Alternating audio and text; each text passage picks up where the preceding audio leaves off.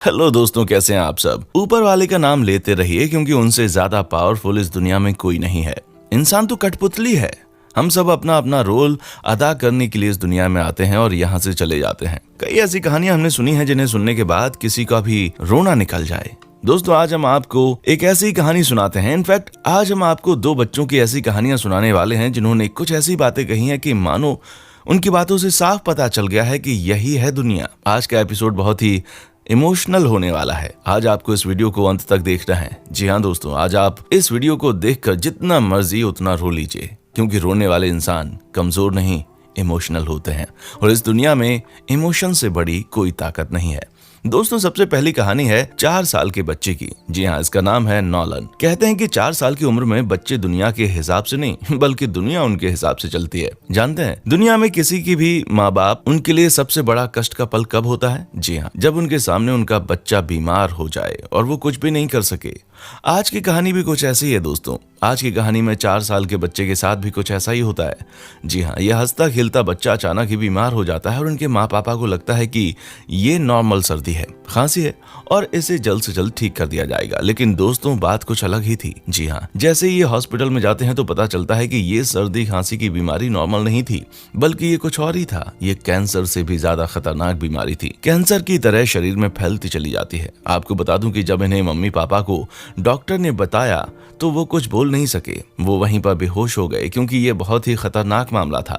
लेकिन क्या ही किया जाता। डॉक्टर ने कहा कि इस 4 साल के बच्चे को ऑपरेट करना होगा और वो भी जल्द से जल्द। माँ पिताजी कर भी क्या सकते थे। जहां से भी ये हो सकता था उन्होंने पैसों का इंतजाम किया और बच्चे को ऑपरेट करवाया। जी हाँ, कहते हैं कि जब ऑपरेशन हुआ तो उसके बाद नॉलन बिल्कुल स्वस्थ हो गया। वो हॉस्पिटल में ही था लेकिन हंस रहा था, सबके साथ खेल रहा था, सब कुछ नॉर्मल लग रहा था, किसी भी तरह की कोई परेशानी नहीं थी। लेकिन अचानक ही एक दिन फिर से उसकी तबीयत खराब हो गई। जब डॉक्टर ने देखा तो पता चला कि नॉलन के लंग्स में एक बार फिर से कैंसर ने हमला किया है। अब उनके माता पिता को पता था कि नॉलन को ऑपरेट नहीं किया जा सकता क्योंकि ये सिर्फ 4 साल का है। ये बहुत ही बहादुर है लेकिन फिर भी ये अब ऑपरेशन को नहीं झेल पाएगा। अब माता पिता को पता था कि मेरा बच्चा कुछ ही समय के लिए उनके साथ है। ऐसे में माता पिता अपना सारा का सारा वक्त ही नॉलन के साथ बिताना चाहते थे। वो उसी के साथ रहते थे और बातें करते थे। वो उन्हीं के साथ मस्ती करते थे और बस ऊपर वाले से प्रेयर करते थे कि ईश्वर बस इस बच्ची को बचा ले। जी हाँ, यही थी इनकी कामना।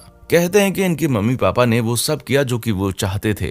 उन सब जगहों पर गए जहां नॉलन जाना चाहता था। वो सब अपने बच्चे के लिए किया जिससे इनके चेहरे पर खुशी के पल आए। लेकिन कहीं ना कहीं ये बात इनके मन में चल रही थी कि आज न कल मेरा बेटा मेरे हाथ से अलग हो जाएगा। एक दिन नॉलन अपने घर में खेल रहा था और उनकी मम्मी नहाने चली गई। लेकिन जब नहाकर वो वापस आई तो पता चला कि नॉलन पूरी तरह से बेहोश हो गया है। उन्हें समझ आ गया कि मेरा बच्चा वापस नहीं आएगा और वो जोर जोर से रोने लगी। अचानक ही नॉलन उठकर बैठ गया और जानते हैं क्या बोला?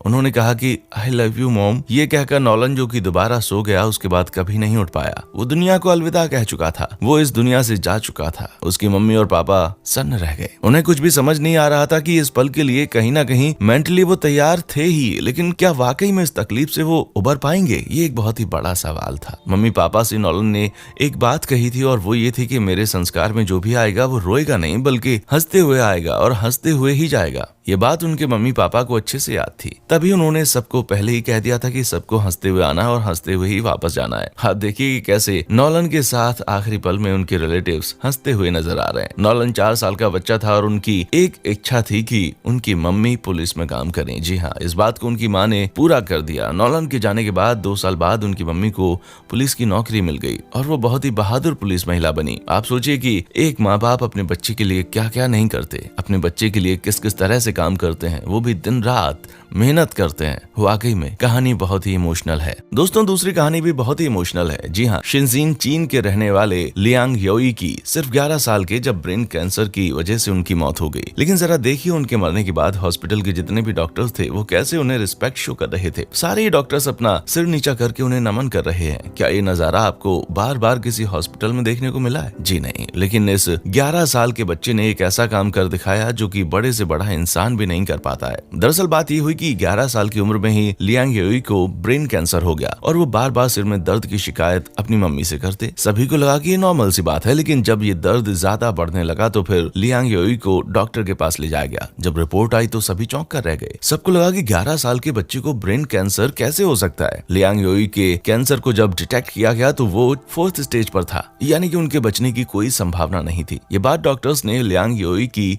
फैमिली को बता दी और यही बात लियांग योई खुद जान गए। दोस्तों, आप एक 11 साल के बच्चे से क्या उम्मीद कर सकते हैं, लेकिन लियांग योई सबसे अलग थे। उन्होंने अपनी मम्मी को गले लगाया, उनसे बात की और फिर एक ऐसी बात कही जो कि किसी ने उम्मीद नहीं की थी। लियांग योई ने कहा अपनी माँ से, माँ मैं तो अब इस दुनिया से जाने वाला हूँ, लेकिन मैं आपके साथ हमेशा रहूंगा। आप मुझे दूसरे बच्चों में हमेशा महसूस करोगे। माँ मैं चाहता हूँ कि मेरे शरीर में जो भी पार्ट बिल्कुल ठीक से काम कर रहे हैं मैं उसे दूसरे बच्चों के लिए इसी दुनिया में छोड़कर जाना चाहता हूँ। यही मेरी आखिरी इच्छा है और आप मेरी माँ हैं। मैं जानता हूँ कि आप मुझे कभी किसी नेक काम करने के लिए मना नहीं करेंगे। ये बात सुनकर लियांग योई की माँ रोने लगी। वो कर भी क्या सकती थी। एक तो अपने लाडले को मरते हुए देखना किसी भी माँ के लिए मौत से भी ज्यादा दर्दनाक है। उन्होंने लियांग योई की आखिरी इच्छा डॉक्टरों को बताई। डॉक्टर्स ने फिर लियांग योई की बॉडी के सारे पार्ट्स डोनेट कर दिए। लियांग योई तो दुनिया से चले गए, लेकिन उन्होंने जाते जाते एक सीख हम सबको दी और वो ये है कि जिंदगी सिर्फ अपने लिए मत जियो, कभी दूसरों की मदद करके देखो। इससे ज्यादा सुख आपको कभी नहीं मिलेगा। जी हाँ दोस्तों, यही वजह है कि इस तस्वीर में आप देख रहे हैं कि सभी डॉक्टर्स इस बच्चे के आसपास खड़े दिखाई दे रहे हैं। इस बच्चे ने मरते मरते दुनिया को एक सीख दी। जो काम दुनिया के बड़े बड़े लोग नहीं कर सकते वो काम इस बच्चे ने कर दिखाया। दोस्तों, अब हम आपको दिखाते हैं एक और कहानी जो कि वाकई में बहुत ही दर्दनाक है। एक 16 साल का लड़का जो कि अपने दोस्तों के साथ फुल ऑन मस्ती भी करता था, लेकिन एक दिन न जाने क्या हुआ कि एक दोस्त के साथ लड़ाई हो रही थी और सिर में उसे बहुत तेज चोट आई। कहा जाता है कि इतनी गंभीर चोट आई कि ये बेहोश हो गया। कहा जाता है कि इनकी हालत बहुत ही खराब हो गई, ब्लड सिर से रुक नहीं रहा था। ऐसे में जब पता चला कि इनके सिर में कई सारे सीमेंट के कण घुस गए तो सबके सब हैरान हो गए। सबको लगा कि इनका बचना अब इम्पॉसिबल है। जी हाँ दोस्तों, डॉक्टर्स ने भी यही कहा कि इनकी सर्जरी करनी होगी, लेकिन ये बात किसी को पता नहीं थी कि ये दोबारा ऑपरेशन रूम से जिंदा लौट भी पाएगा या नहीं। लेकिन दोस्तों, जानते हैं इन्होंने क्या कहा अपने पापा से सर्जरी के समय जाते हुए? इन्होंने कहा कि पापा I love you so much, अगर मेरे से कुछ गलती हुई है तो मुझे माफ करना। जी हाँ, साथ ही इन्होंने अपनी मम्मी से भी फोन पर बात की और कहा कि माँ मैं आपको बहुत प्यार करता हूँ। दोस्तों, कहा जाता है कि इसके बाद वो खूब रोने लगे क्योंकि जानते थे कि वो शायद दोबारा इस दुनिया को नहीं देख पाएंगे।